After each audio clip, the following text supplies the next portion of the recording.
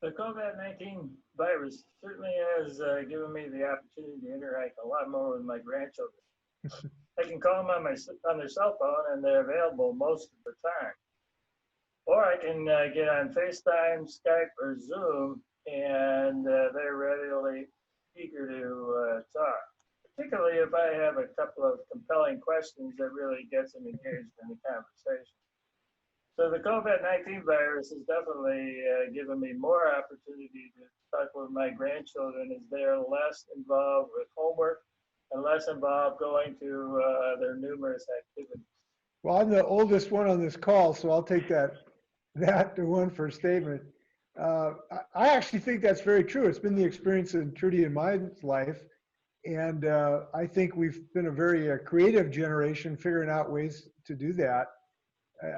The thing I've seen too, I've connected with people I haven't talked to for 10, 20 years during this time. There's been a really nice attitude of wanting to reach out and touch and support people, the grandkids and grandparents and mother-in-laws. I've probably talked to my mother-in-law more than I have in the last 10 years. And so, yeah, this has been benefit. Now, that doesn't mean I think COVID-19 is a good thing, though. It's not. So we got to do everything we can to wrestle it to the ground. And I love hearing these stories about people who are connecting in different ways. And by the way, I'm going to ask something, David, if I can ask this group, if that's okay with you. I want to ask you, in moments that you might have some extra time, I'd love it if everybody on this call can send me a letter or an email telling me what the best day of your life has been in the state of Washington. And other than your wedding or your favorite birthday or your birth date, I'd love to hear stories like that. And if you are looking for something to do for a few minutes, write me a letter. I'd love to hear your stories. We're gonna have a centralized place. We'll put it up on the ARP website here in a few days. And let's collect some great stories because I know they're out there. I would just say my greatest day in Washington State has been climbing Mount Rainier and getting to the top and being able to see the stars. So there you go, Gov. There's the first. First submission. The question I have, though, has to deal with the cloth face mask.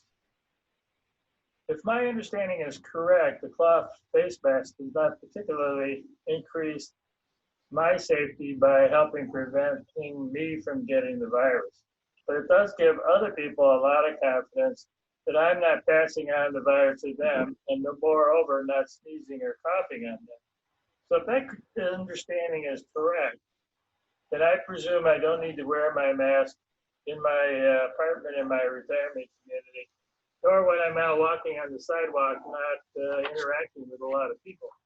However, it probably is a good idea to wear that mask when I'm in common areas in my retirement community so people know that I won't inadvertently cough or sneeze on them. And also when I'm out at the grocery store where I'm interacting with a lot of people where the same situation may occur.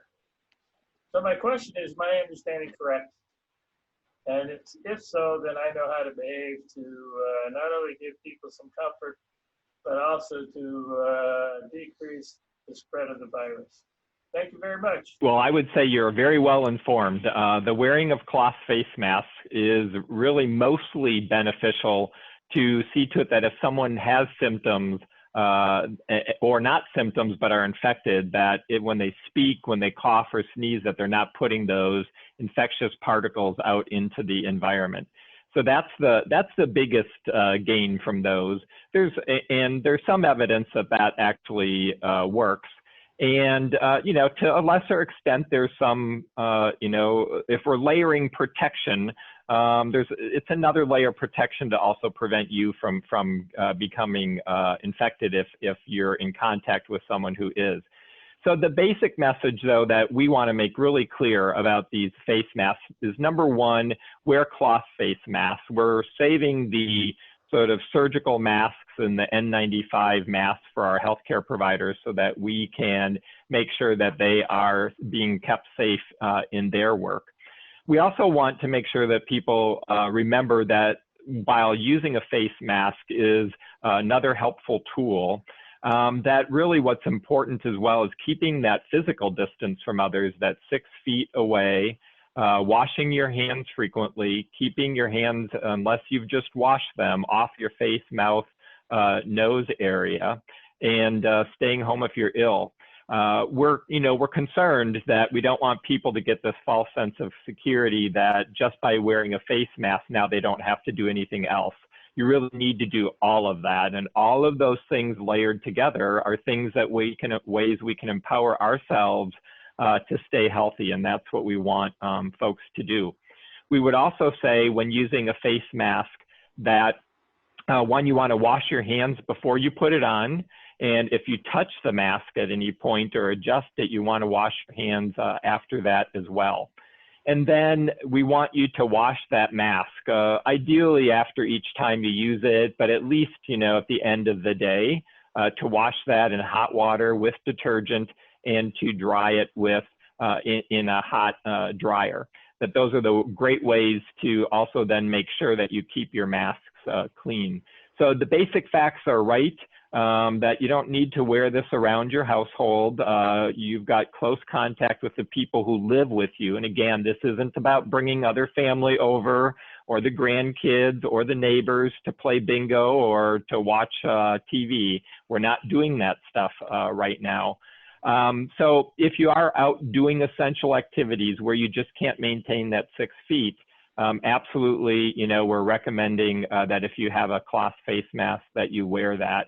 And around your retirement community, as you said, if you're walking around the hallways or whatever, it certainly is fine to wear that face mask. You don't know if you're going to come in contact with people closer than 6 feet. So all these layered protections are what we can do to help keep ourselves safe and healthy.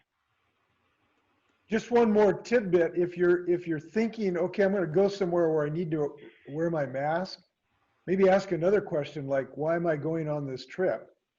If you need the mask, maybe you ought to just avoid the trip. Get somebody else to handle your chores for you or the like.